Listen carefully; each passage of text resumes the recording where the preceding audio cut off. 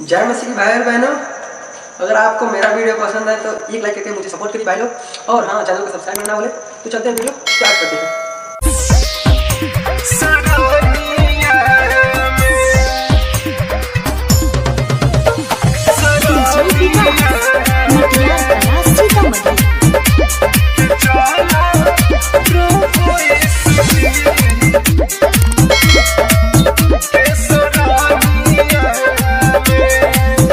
प्रभु यीशु जी के महिमा महान बाटे, ई बतिया त जानत जहान बाटे।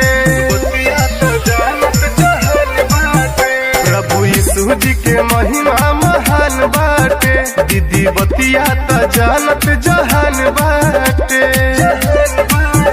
भैया भाग जग जाई कि दुख नहीं आई, मिली आशीष बाइबल बचनिया में कि चाला भैया प्रभु यीशु जी के सरानिया में, कि चाला बहिनी प्रभु यीशु जी के सरानिया में।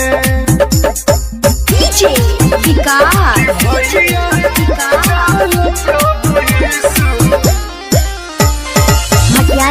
सीतामढ़ी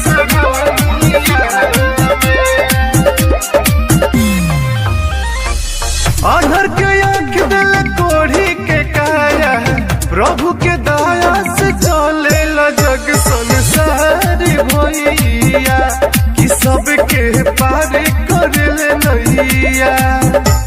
यीशु के अपन माना हो जाई पूरा सपना, नहीं पड़बा तू कोनो परेशानिया में, कि चाला भैया प्रभु